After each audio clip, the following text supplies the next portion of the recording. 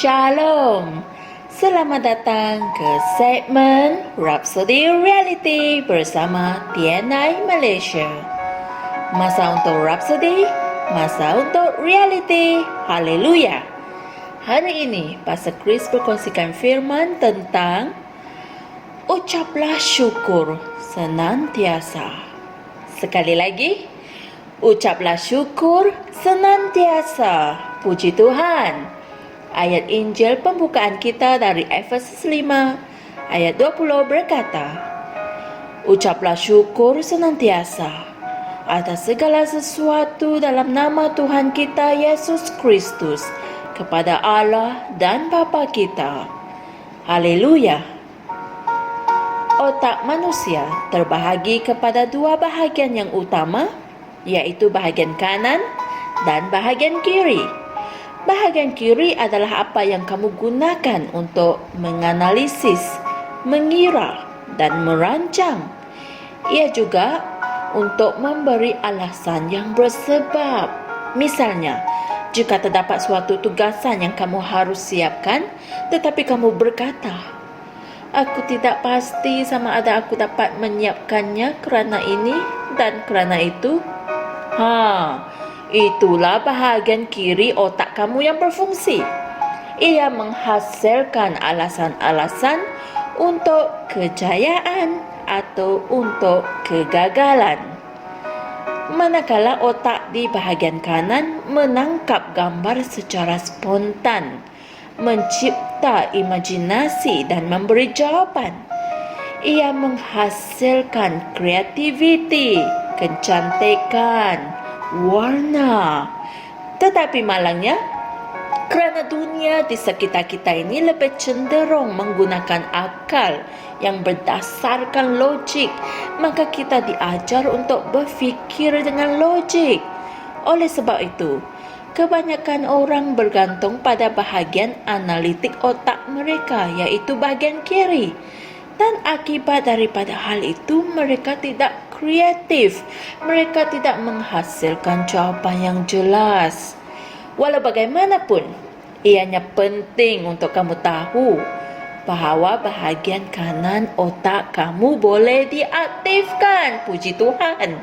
Dan salah satu cara yang terbaik untuk mengaktifkannya adalah apa yang Tuhan tunjukkan dalam ayat Injil tema kita, iaitu ucaplah syukur senantiasa atas segala sesuatu dalam nama Tuhan kita Yesus Kristus kepada Allah dan Bapa kita. Puji Tuhan. Tuhan tahu kerana Dialah yang telah mencipta kamu. Dia tahu sekiranya kamu sentiasa bersyukur, kamu akan bersukacita tanpa mengira situasi kamu dan boleh memberikan jawapan dan jalan penyelesaian. Haleluya.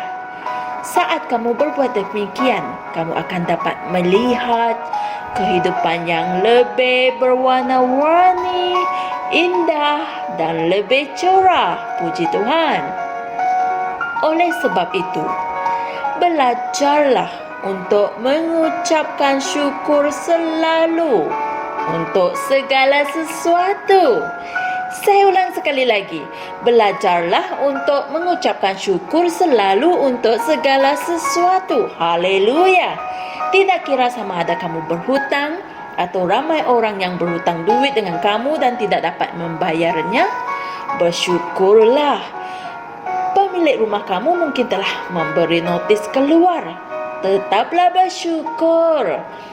Mungkin kamu telah mendengar bahawa syarikat atau organisasi di tempat kamu bekerja sedang memberhentikan para pekerja dan nama kamu ada dalam senarai.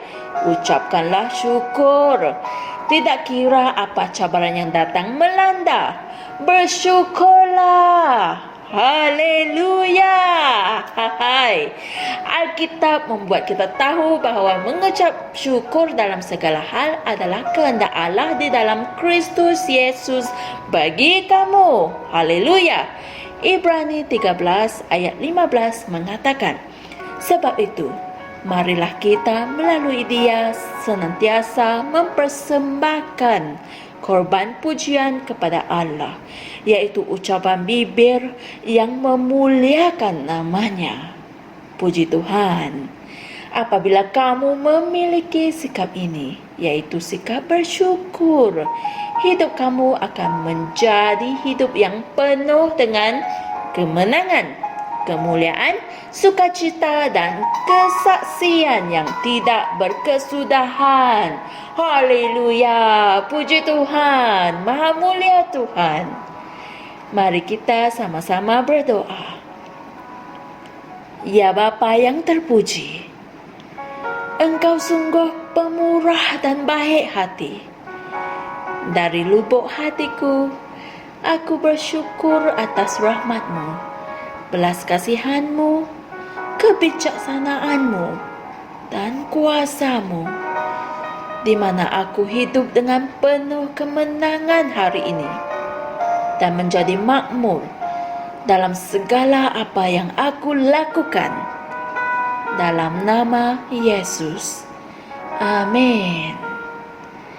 Saudara-saudari, untuk renungan tambahan atau untuk mengulang kaji apa yang kita pelajari hari ini, sila renungkan ayat Injil ini. 1 Tesalonika 5 ayat 18, Kitab Terjemahan Amplified. Ibrani 13 ayat 15 dan 1 Tawarikh 16 ayat 8 hingga 10. Haleluya. Wow. Menakjubkan perkongsian kita pada hari ini. Kesimpulannya, tidak kira apa keadaan atau situasi, belajarlah untuk mengucapkan syukur selalu untuk segala sesuatu. Dengan berbuat sedemikian, hidup kamu akan menjadi hidup yang penuh kemenangan, kemuliaan, sukacita, dan kesaksian yang tidak berkesudahan. Puji Tuhan. Jumpa lagi esok dan jangan lupa tekan butang subscribe dan kongsikan firman ini dengan teman-teman, keluarga, dan saudara mara semua. Tuhan berkati. Kami percaya saudara-saudari semua telah diberkati dengan perkongsian firman dari Rhapsody Reality. Bagi sesiapa yang ingin menjadikan Yesus Kristus sebagai Tuhan dalam kehidupanmu, kamu boleh mengucapkan doa ini bersama dengan saya. Ya Tuhan Allah, aku mempercayai Yesus Kristus, Anak Allah yang hidup dengan sepenuh hatiku. Aku percaya Dia telah mati untukku dan Allah telah membangkitkan Dia dari kematian. Aku percaya Dia hidup hari ini. Aku mengaku dengan mulutku bahawa Yesus Kristus adalah Tuhan dalam hidupku mulai dari hari ini. Melalui Dia dan di dalam nama-Nya, aku mempunyai kehidupan yang kekal. Aku telah dilahirkan semula. Terima kasih Allah kerana menyelamatkan jiwaku.